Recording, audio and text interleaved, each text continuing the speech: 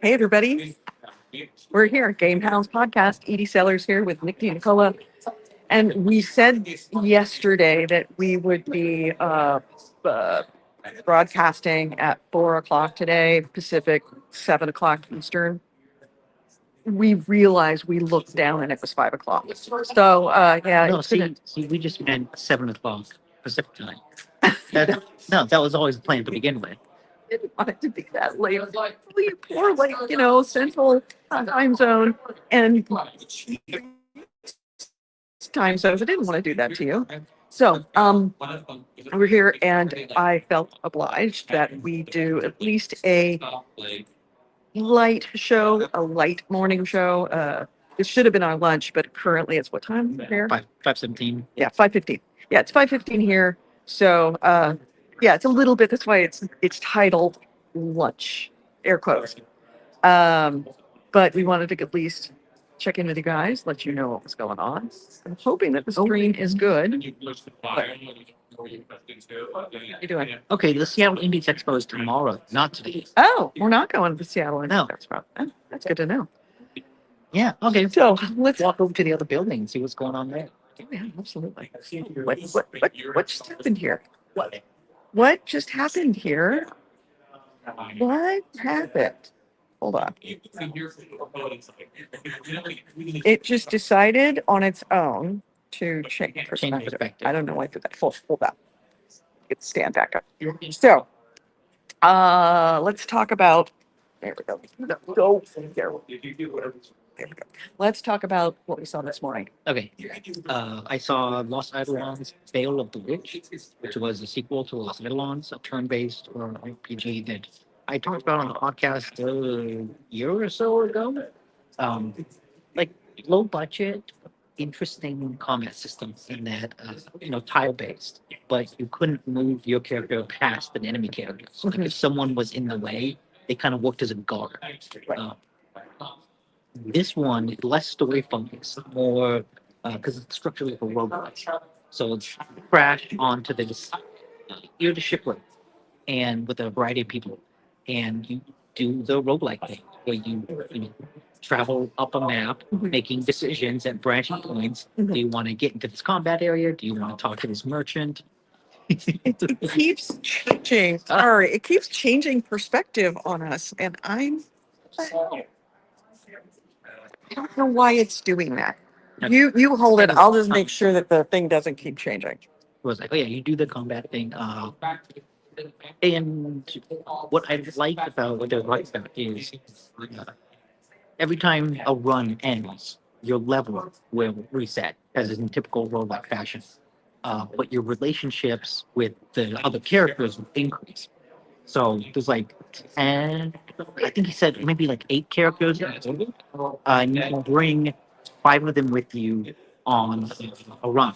And so each, yeah, I don't know. I don't know what to do. Yeah, I'm working on it, guys. As you're going through, the characters that you take with you on a run you'll increase your relationship with them depending on how you fight, how they fight. They can increase the relationship with each other. And the higher the relationship, the more abilities you unlock with them, the newer things you unlock. And that's the persistent progression across all the runs. And I like that idea. And other than that, the combat remains very similar, which I enjoy because I thought it was very easy combat to get into and get your head around, but also pretty tough because it's roguelike. So the health from one battle carries over into another. And I lost like 2 of the 5 people in my party. And so next fight, they started with like 2 HP. So like, okay, it'll test your ability. See, I didn't see it because we were heading over here, and I ended up getting sick on the way across the street. So I turned around, went back to the room. So I didn't actually see this game at all. Yeah. Is it an ED game? Oh no. Okay, good to know. All right. But then we also saw God Save Birmingham, Which is absolutely an ED game. This is a medieval zombie simulator, and it's a very heavy simulator in that there's like a survival sim. So you've got hunger, you've got fatigue, Thirst. got Thirst, and there's a day and night cycle. And so for the demo that they have now, you just kind of dropped into this world and you have to see how long you can survive. Mhm. Or, play until the demo times out. But it's interesting because the day night is really, really important because this is a time for electricity. So when the sun sets, everything becomes pitch black. Yeah. And it's like, it comes on quickly because I'm going around, finding some zombies, checking out houses. And it's then- like twilight. It's like, Yeah, okay, it's but getting a it's little noon. late. Yeah, it's noon. I'm like, okay, it's kind of dark. Hey, that's interesting. And then it keeps getting darker. I'm like, oh wow, it keeps getting darker. It keeps getting darker. And it's like, oh shit, I can't see anything. I need to find a place to sleep. And I did find a place to sleep. Mhm. Well, before you came, there was another night cycle, and I found a place. Oh, I remember I walked up when you had found a place to sleep. Okay, yeah, I had to barricade the open door in order to make sure no zombies got in there. And then I turned around, and there was a zombie in there who just opened the door and walked in. But I think what's cool about the game is there's a physics to everything, and a physics to how the zombies interact with each other. And so there's one moment where I was fighting two of them. One of them fell on the ground, and I knew, okay, if I can just go around, I can get the other one to trip over that one, Right. and then just stomp both their heads. It's like, yeah. The weapons have a physicality to them. At first, I was using a pitchfork because I thought, oh, I want the distance.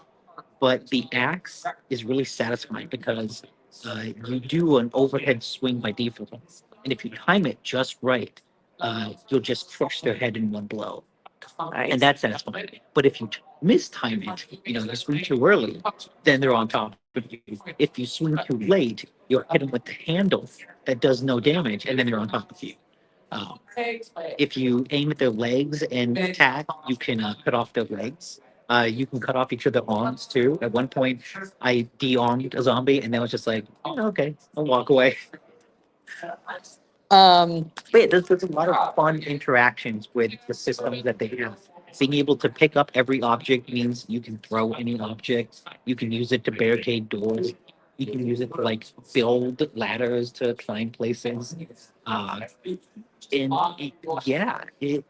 surprising. I normally don't like the hardcore survival sims, but this one I think had enough extra stuff to it with the zombie attack and trying to survive that. That's like, okay, the survivor fits the rest of something. I'm not trying to progress a story while trying to survive because that's always frustrating because the survival stuff gets in the way of the story. But in this case, the survival is the story. Right. I had a lot of respect for it simply because they actually specifically picked Birmingham because they wanted to do a historically accurate simulator. So they were thinking, London, Paris, they're kind of big cities. And they're too big. They're very big cities. So they were too big to make. So then they were looking for a smaller city, a medieval city.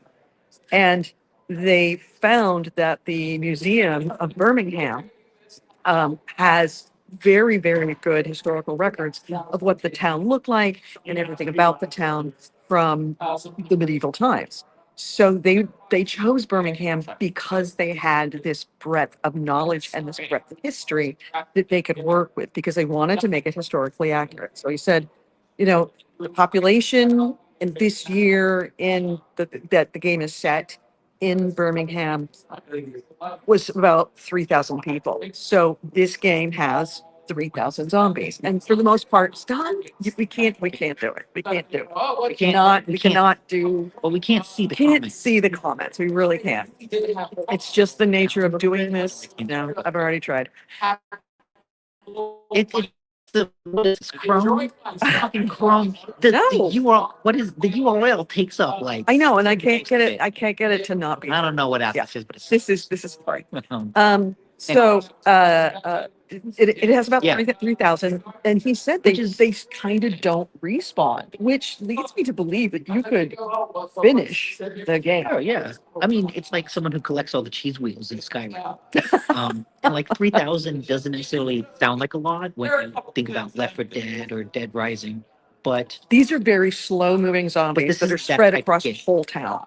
because like you have stamina. And there were moments when I was fighting 3 zombies and I almost ran out of stamina and I had to like back off, wait to catch my breath before I could engage them again. So like the 3,000, you have to really work at that because you're just a dude with an axe. Right. Well, I'm sure that you can get other weapons as you Yes, as you yes. that looks very interesting, but it is in the pre-alpha stage, so Yeah. they're looking at a very long time before this even comes to early access, I think. Yeah. So we're looking, they're expecting early access 2026 and maybe 2027 for the actual release of the game. That's what I'm guessing. But it is, what was the name of the studio? Ocean Drive. Yes, Ocean Drive Studio. So if you want to That look was it up, also the studio for Veil. right, same studio. So you can probably Google it. I would actually, you know what? I'm sure that the link is in the comments right now, courtesy of AC Wraith, and I would Yeah, put them on the screen, It but is. we I did can't. see that. I Good. did see that much. Yeah, we can't put them on the screen. I think it's actually the comments that's causing the screen to change. All right, so after Birmingham. I think I wandered around a bit. Oh, we played a Sword Eye. Yes. Didn't get an interview with them because it's a solo developer and the developer wasn't there. It was just PR people. But they did give me. They have contact information and they gave me entry to like the open beta that they're going to do soon. And yeah, we can contact them after the show to possibly get an interview with the dev Okay, good. on GameHounds. Good. But that is it's an extraction dungeon delver sword fighting game. And the sword fighting is what intrigued me because it's very much in the Kingdom Come Deliverance chivalry mode how Yeah. mode where Direction, yeah positioning matters, and direction and blocking. Yeah. Which direction you're blocking. it definitely took some getting used to. Oh But God, yes. there was a brief moment where I was fighting a guy with the samurai sword. It was quick, and I had to be able to claim him, so I was slow. But I blocked 3 of his attacks in a row, and I thought, oh fuck, I'm getting it. And then he attacked me again, and I missed. But like that moment when you can feel it start to click, because the way it works is if you move your mouse and then left, that's how you attack and you'll attack from the direction that you move the mouse. So if you move it to the left and you click, and you don't have to move it much, if you move the mouse a millimeter to the left and then you click the button, you'll start to charge up an attack from that direction. And there are 6 directions that you can choose from. Up, down, Left, right. diagonal up, diagonal down, diagonal, Right, yeah. X, Yeah. an X, and then up and down. And to block, you move the mouse and right click. So to block, you have to watch what the other guy is doing. And so I see him like with the sword up, and I can block in that direction. But if he moves the sword, I have to move. And too. you can feint. Yeah. They feint. They feint a lot, and so like you really have to read your opponent. And so knowing that the whole game, because we just did a combat demo, the whole game itself has a whole dungeon delving extraction element to it where you got to go deeper, then you got to survive to get your stuff on the way out. And I don't know, that sounds like it'll be fun. At the very least, it's another cool sword fighting game. Yep. Then we went over to Serenity Forge and looked at Crimson Blooms. Fractured Blooms. Fractured Blooms. Yes. I didn't play it, so you go ahead and describe it. Okay. Fractured Blooms is like a farming sim, life sim. And the way it starts is you just kind of, the demo compresses a lot of the time, is what the creative director said. Because we went from kind of life sim to, well, shit's getting weird, within 20 minutes. But the whole game, that will be spread out a lot further. But right from the beginning, it's really apparent that something is off because you're kind of going about your day and it's extremely structured. And the woman telling you what to do is like, it's like an internal monologue, but she sounds so broken and just like exhausted. Just like, well, this is when I planted the beet seeds, and I planted the here, and I went to get the water. And it just sounds like someone who's been through a loop so many times that she's just like numb to it. Mhm. So right away, even as you're going through, like, I'm planting my garden, I'm going back home, and I'm cooking dinner. This narration is like, oh man, something's off here. And then you go upstairs to go to sleep, and then you see like a hole in reality in your bedroom, and A you, gateway to hell. yeah, and you get a timer that's like, okay, oh, there's clothes all over the ground. Got to pick up the clothes and put them in the laundry. You have 2 minutes, and there's no voiceover, but suddenly a timer appears with 2 minutes, and it's like, what the fuck's What gonna happen? happens when I hit 2 minutes? Yeah. Um, And then you wake up the next day and you go through exactly the same, well, at least for this demo, you went through exactly the same day, or at least the same process. Everything was the same. Did the same stuff out in the garden, did the same stuff in the house. But things were moving when they shouldn't be moving. You'd put stuff down and it would be moved. yeah. Well, there's also another narrator. Oh, Couldn't hear because hear the that. sound. But the broken goes like, yeah. Then I went and I picked up the beet seeds, and then you hear someone go, "What the fuck is wrong with you? You don't have to do that. You could plant the flowers instead." And suddenly there's a flower thing with flower seeds, and it's like, oh, what the fuck is going on here? But this was an accelerated demo.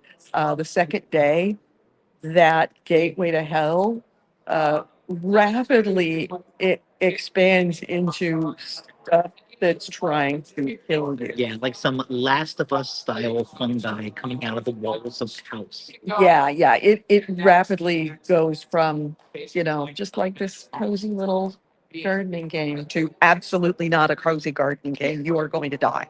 Um, but with all the narration, it presents really interesting, I don't know, scenario or an interesting mystery. I want to know what's going on here because you've got like two narrators talking, which makes me question the nature of reality. When you go to bed and you wake up, you don't wake up in bed. You go to bed and then you wake up like out in the garden, and you go like you just were holding your breath, or you came back to life. Or you woke up from a dream, like you woke up from a nightmare. Yeah, there's like this gasping, like you're coming up from air after swimming, and it's interesting. So I don't know what the nature of the world is. I don't know what the nature of all the flowers are. So there's a sense that like you are feeding something, or something is feeding off you. There's a Well, there's cosmic definitely- aura element. Yeah, the garden definitely is a messed up garden, and you're planting stuff, and it's growing trees from Hades. Yeah. And as we were talking to the grave director, he mentioned there are multiple endings, and Yeah. how you go about the life sim affects that. Like, do you follow all the instructions, and do you do your chores, or do you not do your chores? And like, there's a horror in not doing your chores and trying to break that, but there's also a horror in doing your chores and kind of being stuck in that loop. And so it's yeah, I'm interested to see where it goes, and I'm especially interested because I didn't realize that Serenity, the developer, or the publisher behind it, also published Doki Doki Literature, which is a, like, on the surface, it is a cutesy anime dating visual novel, Mhm. but then it turns into something else the deeper in you get. This is very much a Serenity Forge kind of thing. Yeah. It starts out looking like one thing, and then it absolutely They definitely is have that as their thing, because the other game they published that really hit it big was Slay the Princess. Right, Slay the Princess. And that's a game where you begin as like hero on a journey, And it's like, okay, you have to enter this dungeon and now kill the princess. And you're like, okay, why? And then you do it, and then everything starts over. And it's like, well, you kill the princess again. Why are you doing this? And then like the princess starts talking to you. Like you don't know what you're doing. You have no idea who I am. You have no idea what you're a part of. And again, it's that like reality breaking. And it's almost like it's cosmic horror in without the existential gods. It's just Yeah, like it's the people uncovering a new layer of reality. yeah, you being dropped into a narrative story that has a dark side into the middle of it, but you have no idea what's on for. Mhm. And you have no idea what's coming because you have no idea what the situation is, but you know that it starts out looking fine and then it rapidly gets fucked up. But you are in the middle of this story that everybody else seems to know what's going on. There's people around you or something around you knows what's going on. Yeah. And so I'm also happy because those are two good games that kind of land the ending, land the mystery. So it does give me hope that Friendship Blooms will end satisfying. There'll be a satisfying answer to things. We moved across the way to the Games of Poland, which you know they're going to be good because goddamn Poland's good. And you play Like, Don't Wake the Beast, Don't Wake the Beast. which is an interesting, again, another dungeon delver extraction type of game. And I played a board game like this that my brother had a long time ago, where you enter a dungeon, you have to collect a bunch of loot, and you'll eventually get to like the dragon's lair, and that's when you have to collect all the best loot. But then the dragon wakes up, and you have to run away. And what's neat about this game is there's a whole sound mechanic. As you're going through the dungeon, you'll encounter various obstacles, various puzzle rooms filled with skeletons. If they see you, they'll start shooting magic balls at you. If they hear you, they'll start shooting magic balls at you. Because they have very narrow Metal Gear Solid esque vision code. And as long as you stay out of that vision code, you, you're safe. Even if you're like a pixel away, they won't see you. But if you step on bumps, or you step on coins, or you step on a vase and it breaks, you see like a sound emanate from your character. It's like, oh, I made a big noise. And if any of them hear you, they'll come to investigate. So it's going through, it's very much a stealth puzzle game where you're trying to sneak past all the skeletons, picking up good loot along the way. Then you get to the dragon's lair, and if you get to the very end of the dragon's lair, you get a key to the next level of the dungeon. But then the dragon wakes up, and you gotta get the fuck out of there. But that means running through all of the dungeon again. Yeah, everything that you solved, which was great because you solved it, but there's still a lot of obstacles like, spikes coming out of the ground, Spikes, arrows, arrows shooting out of the all wall. those damn skeletons. You have to withstand those to be able to get to the end, either by avoiding them or just taking the hit and hoping that you have enough health to get to the end. Yeah. So, the goal is to get to the dragon's lair with full health so that you can just book it past and take those hits. But it doesn't usually work out that way, at least not for the 3 runs that I did. Yeah. And then we moved on. I played something called Be My Horde from a Polish developer called Polished Games. I thought he said Polish Games. So, Like, that's bold that you name your studio Polish Games. It's like, I'm just claiming Polish Games, but it's Polished Games. okay. It's called Be My Horde. It is a different take on the vampire Survivors. survivors. Yeah, sorry, vampire survivors game. In that you what? Oh, Okay. I thought we have 9 comments, and I want to see the comments. You can't see the comments, Nick. Aw. You God damn it. can't Okay, see never the mind. comments. I mean, maybe you can, but no, you can't. You really can't. Nick, the only way you're going to be able to see the comments is to go into whatever, Twitch or YouTube and watch them. But you're not going to get all the comments. Anyway, Yeah, You, be my be my heart. You play a necromancer, female necromancer, and you don't do any fighting. What you do is you start off with a very small bit of minions that are your horde, and they just circle you. And as they kill things, you can resurrect them. And you start out with very, very weak opponents and get stronger. Use many, many weak opponents to get a few strong opponents, and a lot more strong or strong. Essentially, it's a war by attrition. You keep it, so you actually never do much damage, and you get like perks and stuff as you hit milestones within the game, that do end up letting you have area effect, but you don't actually do any fighting. What your job is to collect the biggest horde you possibly can, because there are periodic waves of very strong enemies that come and kill you. So it is on Steam, or sorry, on Steam Deck. It's playable fully for Steam Deck, which Is is it what, available now? yeah, it's available now and it's on Steam Deck. So it's in the pre-stage, in the early Okay, access so stage. it's like the demo's available. Right, yeah. Okay. Yeah. So but it looks like a game that is the perfect game for when you're on a flight.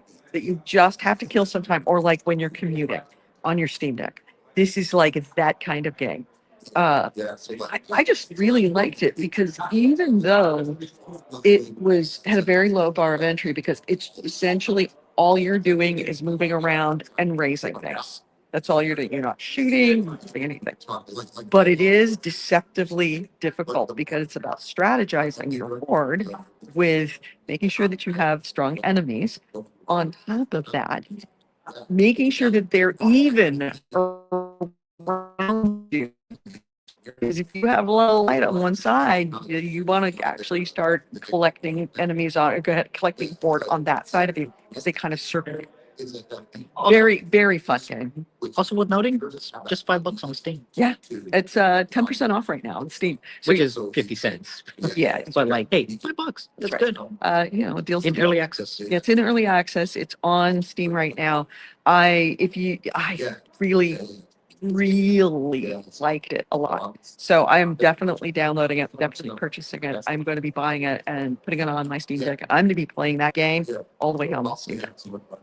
And then you played a game right next door from a studio called Mythic Owl, that is called Truckful. Yes. Tell me about. I didn't really understand what Truckful was. You couldn't really tell it from just watching. It's a driving game, essentially.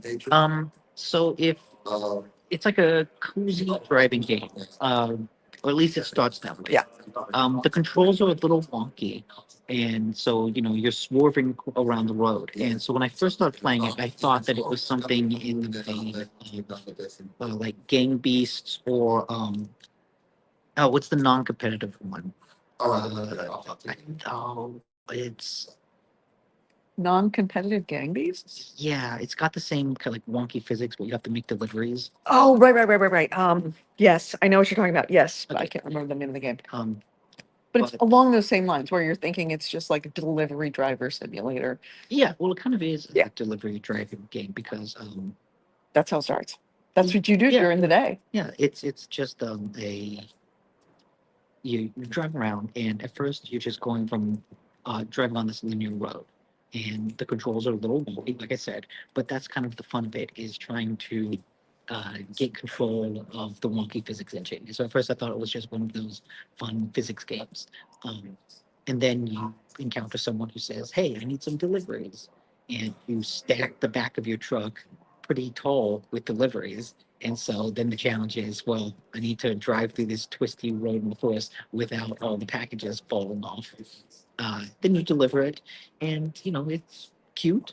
And then you deliver them. You leave. You get your car like upgraded a little bit. You get your headlights fixed, and then like as you're driving back along the road, suddenly this ghost truck. Well, it's night. It goes there's a 9-day cycle. It's getting later in the day and later in the day, and as you're driving along, it turns to night, and then this ghost truck arrives. Yeah, and then it just tries to run you off the road, and so you just have to escape it. But what's nice is that the w- the the way the whole game works is you can pull the trigger to put the pedal to the metal, you will immediately lose control. And so what I realized is like, okay, you need to like manage your speed. And it's that's one of the interesting things about it because um, it allows you to go so much faster than you should. And a lot of games kind of don't do that. It's like, okay, you want to hold it down and you're going to max speed. That's Right. what you do. Right. So it's about like constantly managing your speed and not going too fast that when you turn, you spin out. And as long as you do that, like the truck, you can stay ahead of the truck. Mhm. So you don't have to gun it to get ahead of the truck. You And the just, truck doesn't really do any damage to you. It's just forcing you off the road. yeah, it pushes you. And when it bumps you, like you then lose control. Um, but yeah, but I liked the physics of it. I thought the driving, I say wonky, but wonky doesn't mean bad. It just means that, That's part of the challenge. yeah, part of the challenge is getting used to those physics. Mhm. And then as we were talking to the developer, he said that there's almost a Metroidvania aspect to the world where the road we were driving on is just one road among many. Right. There's a hub world that roads will split off from to join up with other hub worlds. The forest is big, and like the time of day depends on how far along you are in the story and like what mission you're doing at the time. And people, inhabitants within each of those hubs are all gonna have different quests and working, yeah, so And it there's seems like, there's even different ghost things. Like the ghost truck is not the only thing that you encounter. oh, that's right, he said that, didn't he? Yeah. He compared it to Dredge, which I thought was an interesting and apt comparison because Dredge was very much a fishing game where you go out, you collect a bunch of fish, and then you bring them back and sell them. And like that was the gameplay loop. But in tone, there was this like cosmic horror kind of Cthulhu aspect to it where there were monsters under the water. And each island that you went to, each area that you went fishing in that had a bunch of new fish also had like some horror gimmick to it. Maybe there was like a giant anglerfish that would grab your rope and pull you under. Maybe there was some like giant octopus. Like there was some new horror monster in each of the areas that affected the general fishing minigame. But at its core, it's still a fishing game. Yeah, I thought it looked great, and it's in that same kind of oeuvre of the Polish games that they really generally find super interesting ideas for games. And even though a lot of them are in early access, or a lot of them are in like alpha stage, they were still very, very polished. They just, they play, both I also of them, feel all of them like- play nicely. I feel like a lot of games are like that, where if you're going to go into early access, you need to be super polished because people won't forgive an actually early access game. Yeah, it's gotta be, well, it goes along with what the swap Swap meet meet. guy said, is just that we'll make it so it won't break. We won't necessarily be fun. You're gonna tell us what you want, how to fix it to Mhm. make it fun. And that's kind of like pretty much our guess is these days. But they were all just really, really good, fun, interesting, unique, Concepts. unique concepts, unique gameplay that I don't, I've seen a lot of games here this year, especially that are very much like, oh, this is just like that, or this is just like that. Like I sat down at some game that I had no idea what it was. And Nick's like, what did you play? I'm like, I don't know. It was just, one of your typical, turn-based strategy games. It looked like any other. It didn't have anything unique. It didn't really, it just was a game. And I'm seeing a lot of these that are like that. And the Polish games tend to be, that's really not like anything else. Well, all those games, did they just come from Poland or are they all part of like publishers? No, they're all coming from Poland. Okay, but they're all like different publishers. All differently published games, as far as Okay. I know. I think that it is actually Poland, Okay. the country, not Poland, the publisher. No, I know. I was just wondering if like there was a Polish publisher and that was all of their games. No. This was Games of Poland. Okay. And that was Pretty much it. Yeah, that's what we saw today. And we are going to, not the Indie Games Fest today, but tonight we are going to, what's the thing that I'm doing? nothing. Didn't you say that we had like something at the Paramount? No, that's tomorrow. Oh, tomorrow night. All right. Yeah, I think we'll just walk around. Yeah. So we're gonna The walk around. the show floor is closed in 10 minutes. Oh, we were supposed to go back in at 5 o'clock to go to Crimson. Oh Crimson yeah, Shoot. right. Forgot about that. So you people, we missed it because of you. Yeah, I do want to see Crimson Desert. I still Desert. want to try to get into that. Yeah.